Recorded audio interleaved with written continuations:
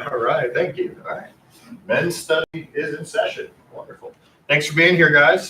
So today's plan, I'm told there is something getting shot up into the sky around 7:10. Is that correct? 7:10. So if that's the case, then we'll delay our break a little bit, 7:05, 7:08, something like that. So we'll have our prayer time and then subtle break, because when the place starts shaking, it's hard for people to focus on what I'm saying anyway. And the thought did come to my mind about, if I could just claim that, the Spirit's at work and what I'm saying. But I guess I got to be honest and realize, no, that's not the case. So, boy, I wish we were going through chapter 2 when they launch a rocket. That would just make sense. I'm just going to say, this is the book of Joel. All right, I put these. And Jerry, you need to know this. I put these business cards on each of the tables so that everyone could get one. Not because I care about the business card, but because the back is blank. There should be some pens around here. I forgot. Oh, they're over there. Jay, would you mind grabbing the pens? This is for our new goal. We looked at the book of James when we started this series and really made a point about, man, you can't just listen to the word without doing something. It's just not safe. It's pretty bad for you. He uses a word there that describes, it's the word for parallel and logos for logic. And it just describes that you're fooling yourself. So we write down something that we're going to do as a result of our study. So that's what this is for you to write down some sort of action step that you want to take, whether it be something you want to pray about or something like that.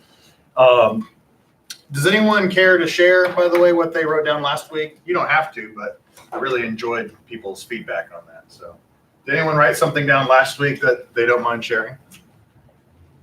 I wrote down read a psalm a day. Oh, okay. Nice. Which I was doing and then lapsed. Oh, gotcha. That's a good way to pick you up too, depending on which psalm you read. But yeah, a lot of them. Yeah. That's sure. There's that one psalm where the way it ends is like, ooh, the babies die. And you're just like, okay. Cool. Psalm awake. Anyone else have something they'd like to share? Yeah. I wrote down what you said to do, and that was to research something about elders. Oh, okay. Sweet. I don't remember why, but I did it. Okay. And I thought it would be useful. Good. Well, yeah, it will be. That's kind of what we're going to discuss today. So, did in your research about elders, what is it that you researched? I was looking at passages in 1 Timothy 3. Oh, okay, gotcha. About elders as in shepherds. Yeah, that's all I had to go on, so I wasn't sure what direction to take. Gotcha. Well, you did extra credit research then, because that's probably not the kind of elders we'll be focusing on. We'll just be focusing on the ones that are older in any sort of sense, rather than just elders of the church. So, good deal. Anyone else? Well, for me, I was thinking in preparation for today, and we're going to talk about the elders in a bit, because we're at the second, third verse here in Joel chapter 1. And so I thought, history. Those who don't know history are what? What do they say? Bound or destined to repeat it.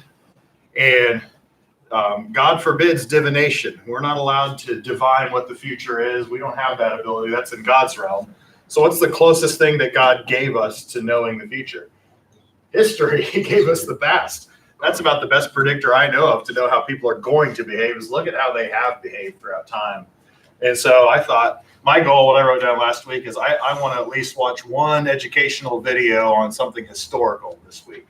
So that's what I did. I went home and I watched an early American politics video about Federalists and some other stuff. And I'm like, I know next to nothing about this, and I should know a thing or two about it. So it was helpful for me. I have a long way to go there. But just curious, where did you find that? I like that kind of stuff. Yeah, YouTube.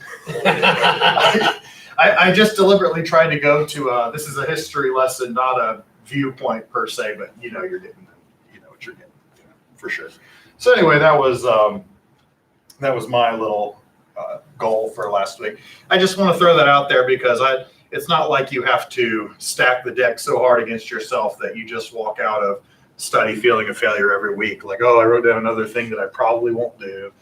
You're writing down too hard then if you're not going to do it. This isn't earth-shattering stuff. Just some little simple step that you can take so that you're not just hearing the word without letting it affect you. Because that's just a dangerous thing that we don't want to be involved in, I believe. So we've been talking the book of Joel, and fascinating book. We had our debates whether or not it's written really early or written really late. I'm kind of landing on the early camp right now in lieu of other information, but you could go either way because it doesn't make that claim specifically as to how old it is. So he addresses, last week we covered just the first few verses. So the word of the Lord that came to Joel, son of Pethuel, hear this, O elders, and listen, O inhabitants of the land. Has anything like this happened in your days or in your father's days? Tell your sons about it. Let your sons tell their sons, and their sons the next generation. And then he's going to talk about this crazy locust plague. And it says, what the gnawing locust has left, the swarming locusts have eaten. What the swarming locusts have left, the creeping locusts have eaten. And what the creeping locusts have left, the stripping locusts have eaten. So we're going to have a discussion on elders a little bit, as he mentions in verse 2. He says, hey, he mentions 5 distinct groups of people. 5 distinct ones. And what are they? Elders. Those ruling, hear this, so elders. Think back. And then we have inhabitants of the land. Children. Fathers. Children's children. Children's children's children. All those things. Now, when God does stuff like this, have you noticed, and particularly if you're reading in the book of Amos, you'll hear this a lot. It'll say, for 3 sins of Moab, even for 4, I will not hold back my wrath. And then he goes on. And then he finally circles around. For 3 sins of Judah, even for 4, I'm not going to hold back my wrath. What's the point of that? Why throw out 3 and then, oh, just kidding, 4? Did God forget one sin? Obviously not. So why do that? Why say, for 3 sins, even for 4, I will not? You've gone way beyond the limit. 3 strikes and you're out. Oh, 4 strikes. Oh, my word. Yeah, good point. It's something that it was taught to me as well as emphasis by enumeration. If you really want to emphasize something, you don't just say it, you say it multiple ways. And it's akin to Hebrew poetry, parallelism, as far as if you really wanted to understand something, a lot of times they would say the man is standing, the man is not sitting, 2 different statements that mean the same thing, the man is standing, that guy is on his feet. Well, I just said the same thing 2 different ways, parallel statements, right? Well, if you wanted to emphasize something, you use a numerical value. And, this is the fun exercise for, if I wanted to kill Randall, which I don't, but if I did, I'd say, oh, I'm going to kill Randall. Okay, that carries a certain amount of weight to it. But if I said, oh, I want to kill Randall, I'm going to break his neck. Then I'm going to snap his wrist. And then I'm going to bend him over and I'm going to bash him in the back of the head. And then I went down and laid out that 3, 4, 5, 6 different things I'm going to do. What do you know about this now? He really wants to kill Randall for some strange reason, right? Have I not emphasized to a greater degree, whoa, this is significant here? Yeah, emphasis by enumeration. I think that's some of what God's doing here is, yes, he does specifically want you to spread it to all these different people groups. But the reason why he brought them up is he also wants you to think, this is big. How big? Well, you need to think back to your history. Now think back. If you observe anything like this, okay, no. All right, now you better tell it to your kids. And you better make sure that they tell their kids. And you better make sure that the next generation hears it too. That's the gravity of what's going on, of the situation, right? And what is the situation? Some sort of very terrible locust plague. And we discussed, I think it was last week, maybe the week before. Yes, it is somewhat up for debate. Are we talking about a literal locust plague? I think we probably are. But some would say, well, this is symbolic language to refer to some other kind of devastation, which, we won't completely roll that out because, there is the possibility God does things like that in the prophets too. But I'm inclined to think there's no reason to think that there wasn't a severe locust plague because those kind of things do happen. So today's question is about elders, and I hope you did, like Jay, have time to think about it. The generic term elder So by that, I mean anyone older than someone else. So a 5-year-old is a 3-year-old's elder. You get that, right? If you are older than somebody else, what responsibility do you have just because you're older? Do you think God expects anything of you because of your age? Yeah. Like what? Take them under your wing because you have more experience. Okay. Wisdom. So take a person under your wing, basically, Yeah, show them what to do. But, they said the elders, they've lived a lot more years, they've experienced a lot more things. Hence, sometimes they want to think they have wisdom, but we have to be careful what's godly wisdom and what's earthly wisdom. Yeah. And we know the difference. So, Gotcha. You saying something? Great. Oh, just that besides passing down knowledge,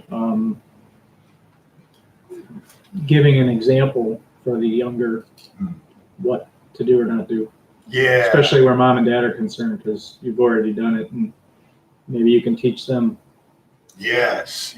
how to manipulate mom and dad. No, Let me tell you how to get this done. Oh, that's where good marriage advice comes in. Oh, listen, you want to get out of trouble? Just do what she said. It's simple. Yeah. But I want to be, whatever. Get over yourself.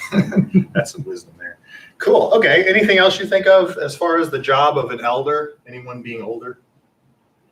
Sometimes it could be interacting against their will too. Their 3-year-old on train tracks has no idea that they're gonna be obliterated. Mm-hmm. Someone that's older that knows better, even though the 3-year-old may object and rebel, scream, whatever, it's your job to get that kid off the train tracks. Okay. Um, So inherent responsibility protection. to look after those who are ignorant, those who don't know what you know. Is that kind of what you're suggesting? Yeah. There's a responsibility we have so do we assume some responsibility for other people just because they're ignorant and we're not, even though sounds like a very familiar conversation I had, doesn't it? Yeah, we were talking about Jerry and I were talking about the passage in Ezekiel where, Son of Man, I made you a watchman. And he says specifically what that means. And what does that mean? If you see something bad's coming and you don't say anything, well, then the bad will come and they will suffer. But who else is going to be held responsible? The watchman, right? You're going to be held. I'm going to hold you responsible too. But if he does see danger coming and he blows the warning trumpet, he lets them know, hey, watch out. Then the people may or may not heed that warning and they'll suffer the consequences. But what about the watchman? He's innocent, right? He's innocent, right? So maybe the watchman is a little bit of kind of what you're getting at here. God's put that responsibility on us. I really like that. If I'm just looking at this text, he says to the elders, has anything like this happened in your days?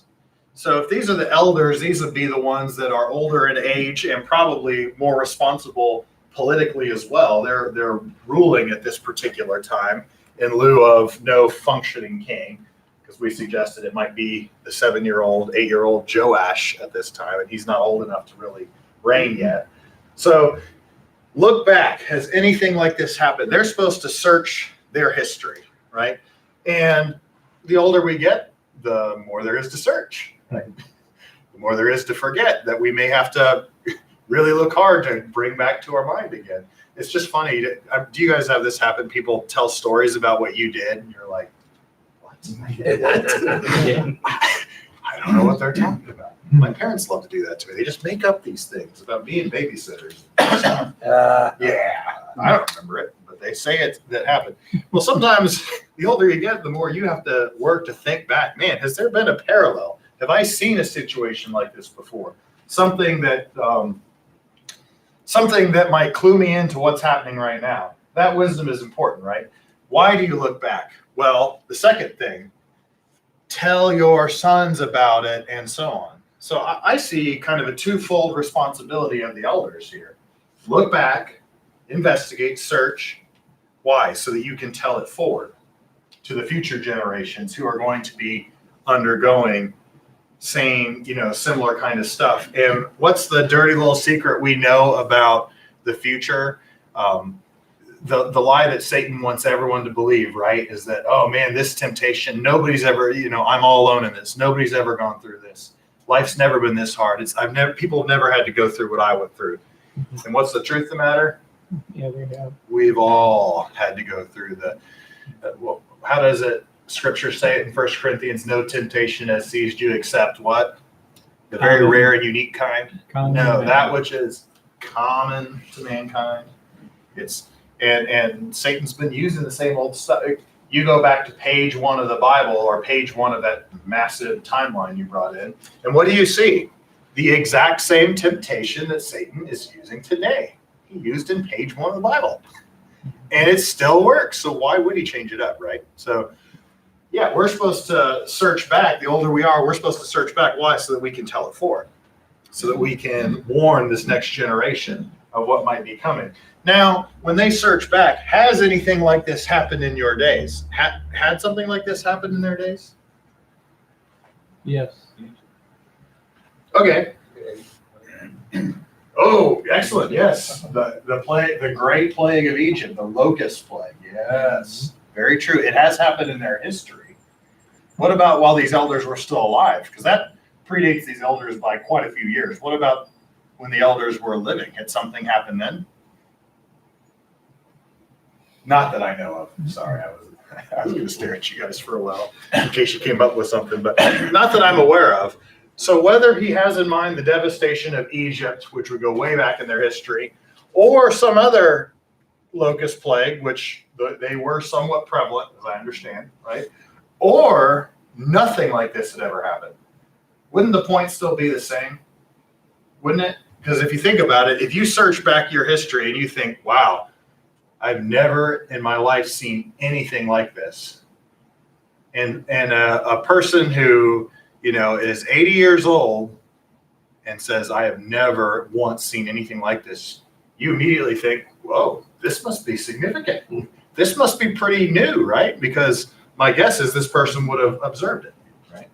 So either way, I think the weight of this same thing has the weight of this has a significance regardless, right? Proverbs chapter 26, verse 4 and verse 5. You probably have this one memorized. You may not know that you do, but I think you do. But I'd like for someone to read it. And this is, I believe, one of the great duties that we as elders, older than other people, have to learn how to apply Proverbs 26, verse 4 and verse 5. So there are 2 proverbs we need to apply here, and I would like for someone to read those 2 verses for us. Do not answer a fool according to his folly, or you will also be like him. Answer a fool as his folly deserves, that he may not be wise in his own eyes. Don't you love it? Back to back. Answer a fool according to his folly. Do not answer a fool according to his folly. Which one are you supposed to do? People, my understanding is people throughout the years have had some very fascinating debates over that set of proverbs. So how do you know? How do you know? It specifically states 2 things together that are exact opposite of each other. If someone's a fool, you answer them according to their foolishness. Or if they're a fool, you don't answer them according to their foolishness. Why do I hand select those 2 proverbs as an example for elders? Does anyone know where I'm going with this? Yeah. Well, I think they have to know when's the right time to do which. Absolutely. Absolutely. This is a great lesson. We're not dealing with Proverbs, right? But this is a great example of how Proverbs are not absolute truths in that sense. They are not 100% ironclad rules that always take place. They are general wise observations about life, and they find fulfillment in proper context, right? There is a proper context in which you should answer a fool according to his folly, and there is also a proper context where you should not answer a fool according to his folly, right? Right? What's the difference there? Well, do you have an example? Do you understand the difference? When would you answer someone, and when would you say, no, I should not answer this person? I know you guys have been through this. Anyone have a, yeah? Well, in my own case, I can think of a point where I know the person and they're just going to draw me into a big debate or argument, and there's just no reason to go down there. Nothing I say is going to change their mind, Yes. period, at this point. Kind of like when, when don't cast your pearls before swine. Yeah. Yes. Excellent. Okay. Yeah. You can kind of, the older you get, the more you get a sense of like, I think this person just wants to argue, right? Or I think they're just angry. I think they're angry, and I think they're complaining about something that has nothing to do with what they're really upset about, right? Because many times people do that. God has blessed me with a lot of daughters. And man, I when it comes to teaching me how to apply this proverb, I think they furnish me some excellent material for examples of this particular proverb. And I'm thinking of one that, oh man, when the emotions get turned on, we just today had our debate about school and how it's dumb, stupid, I don't want to do it, blah, blah, blah, and all that other stuff. Well, when one of my daughters spits out a phrase like, I hate my life, everything is just dumb, is that the appropriate time for me to say, well, you shouldn't really hate your life? And there's a lot of complexities in life. Everything in life is certainly not dumb. Let me give you a history lesson about life and walk her through and tell her about humans. And absolutely not. I'm not going to waste my day doing that because she is not listening to any, she's not thinking rationally. She's upset. She's angry. Why? Probably because we're making her do something that she doesn't want to do. Something simple like that. I would not answer the fool according to their folly. They're just being foolish, which, by the way, the Proverbs also says, what's bound up in the heart of a child? What is it? Folly, foolishness. Kids are not pure, innocent creatures. They are not honest creatures. They are foolish, wicked creatures that we love dearly.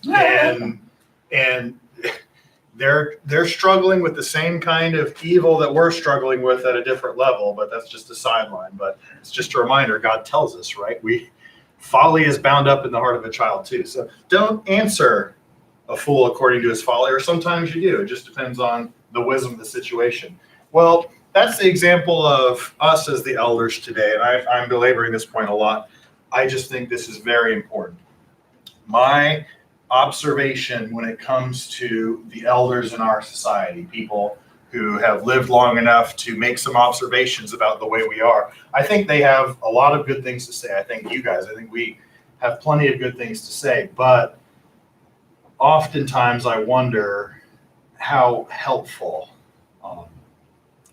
we're being. It's very easy to point out the wrongs. Yeah. I feel very flattered when my son calls me and says, Dad, I need to ask you a question. Uh-huh. Yeah. And usually I go back to something in his life. Mm-hmm. Do you remember when? Mm-hmm. You asked me, you did this, and I gave you advice. And what did you hear? Wah, wah, wah, wah, wah. Yes. Yeah. Seth, I'm listening to this general conversation, it reeks to me of discernment. And one of the things, I'm embarrassed to say this to you guys because it's scriptural, but about a week ago, I was in a Bible study early in the morning here, and I never realized that wisdom is something we have to ask for. I should have known that, but we have to ask God, and He will give it to us. But I know one of the things that I've been praying for always is discernment. And discernment is the ability to ferret out when we answer folly or don't answer folly. Or when we witness to somebody, do we drive them away because maybe we're a little bit too aggressive as opposed to falling back, but yet we know that we have to get God's message out. You and I talked about the Watchman, which we get in Glenn's sermon last week, and I thought it was so harrowing because they just want to take that out a little bit further for the fact that our job is to make disciples and we need to get the gospel out. And because we know it's coming, and if we don't do that, we could end up in a lake of fire. But the point being is that sometimes we even look at discernment, and we even have to go beyond that, because what's the end result going to be? And it's what God wants from us. And when we're stuck in the world demand, sometimes discernment doesn't necessarily apply because we're not gonna follow the folly when we know it's wrong because God commands us not to. You know what I mean? So there's a lot of things going on. Yeah, And I think that's a real gift, and it's not something we acquire all at once. And I think you can spend a lifetime trying to figure it out sometimes. But hopefully that's what we shoot for, is that discernment to know. yeah. And I don't want to, I certainly don't want to neglect the power of God's Spirit inside of us, Yeah. right? He is working to give us what we need, to equip us in the way that we need to be able to do what God wants us to do, like you say, you know. And it is really interesting because the more I look into this, it seems as though I know Jesus made his comment about, you know, just ask and you'll receive, seek, you'll find, knock, you know, those kinds of things. But it seems like a lot of the Christian faith is boiled down to asking, if you stop and think about it. When I look at baptism, what do I see? Well, I see asking God for salvation. When you look at this, you're like, man, Acts 22:16, calling on his name, and then 1 Peter 3:21, you've got an appeal to God for a clean conscience. Those both communicate to me a strong sense of pleading, of asking God, I can't do this. I need you. I need your help. And that's just the beginning. Does it stop there? No, that's the beginning. We are constantly asking God for help. And then, like you said in James, you know, if you lack wisdom, you need to ask God, and he'll provide it. But that is a very scary thing to me, because then I got to look at the rest of that passage, and what does he talk about? Oh, rejoice in suffering. Is that the kind of wisdom we want? How is that going to happen without suffering? I can rejoice in suffering, but don't worry, I've never suffered. Okay, so can you rejoice in suffering? I have a hunch that God might give us that, but he might really give us that. And that's the scary part. You know, do you want it or not? Like praying for patience. Oh, yeah, definitely. Definitely. Oh, man, you guys bring up good points. Okay, so going along with this, though, if we're supposed to be, if it's like challenging the elders here, you know, it's my observation that as elders in our day, it's very easy to point out problems, but it's a whole lot harder to identify solutions. And this is just me personally, but it seems as though one of the problems and one of the frustrations I can have with my elders sometimes is when they're complaining but not offering solutions. And same thing with myself. The complaining part is quite easy. I don't even have to think that hard to complain about stuff. But then when you ask me how do you fix that, and then explain the complications associated with this issue, sometimes it's just not a ready off the tongue kind of answer. You know, so it seems to me that one of our jobs as elders should be to think, okay, how do I deal with this problem in a constructive manner? How do I help somebody? Because we've all been there, right? Someone comes up and complains about what you're doing. Your initial response is defensive, right? Or just somebody complains about your generation. What if they did that? What if they just said, oh, your generation was awful? Amen. Yeah. But, you know, I just kind of like, oh, that's kind of abrasive. That's not a fun way to start a conversation, right? You know, I can't help but to think, I realize there's life experience, wisdom, and especially as followers of God, there ought to be a lot of acquired knowledge and things like that. But why is he saying this in the first place? Why is he telling the elders to do this? Because it seems to me because they're not. So sometimes we have to be given the charge because potentially we can help other people out, but we're not doing this, and so we have to be commanded to. Yeah, thank you. Yeah, thank you for pointing that out. It's been my observation that there isn't really a generation gap. Not really. We create one. But it only exists because we allow it to. We perpetuate it. We can get down on the level of any age if we choose to do the work, right? Just like all of us, some will be better than others with technology. I understand that. But technology is no different than any other thing that we deal with. You practice until you learn it. If it's important to learn or not. And that's just one example. a lot of things are kind of spoken as sort of an excuse, as sort of a, well, I don't need to connect with this person because we're so different. And I'm just trying to understand how that will do what God wants. How are you supposed to warn them about the future if you don't even have a dialogue with them because you've allowed a generation gap? And maybe you guys can help me with this, but I'm just struggling to understand why there should be such a thing. And that does go all the way around, but sometimes it's a lot easier to say, yeah, there shouldn't be a gap. You come to me. And I don't understand how that's a mature position. So that's a challenge for me. And man, I'm reminded because my kids, technology, a lot of things have flown by really fast, and it's a lot of work to get to know it. There's no doubt about it. But I don't know that hard work necessarily is an excuse for me. So that's just a challenge for sure. There's been this parallel, this illustration that is. I have a lot of things to say. I don't want to waste so much time on it, right? So I'm going to skip ahead with that. Remember 9/11? Remember 9/11, right? Big deal. You probably remember where you were when 9/11 occurred, right?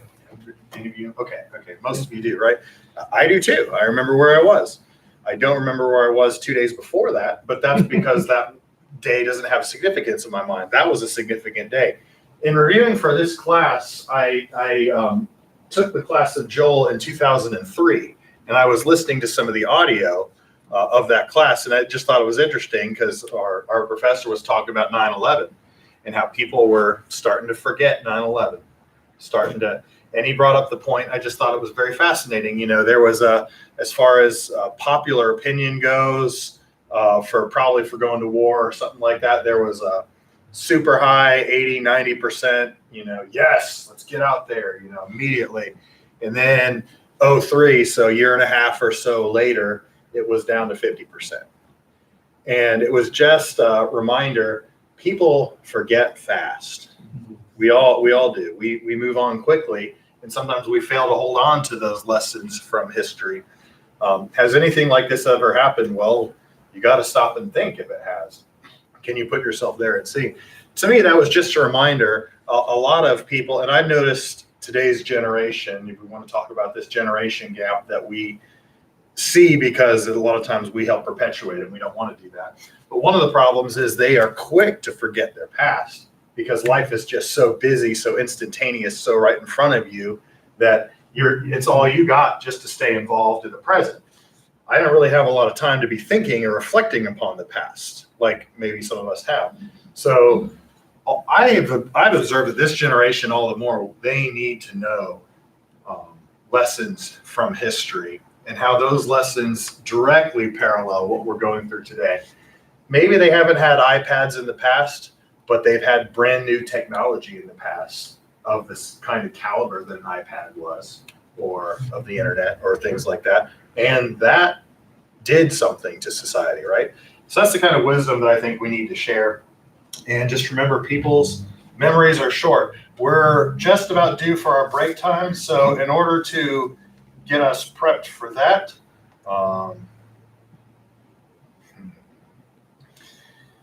I want to ask a random question that I asked earlier that's a little off the wall, but I want you to have time to think about it. This is just for our own personal edification here. Can you think of, and don't answer this right now, just think about it, Randall's thinking about it. Can you think of any conclusive evidence or proof that the people in the flood did not have the exact same technology that we have today? That's my question I want you to think about. Can you conclusively prove that the world in which the flood took place didn't have computers, tablets, cell phones, the whole bit?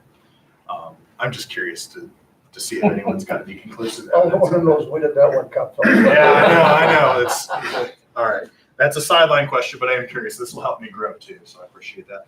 Let's go ahead and pause this video, and then we'll have a prayer time, and then we'll check to make sure this line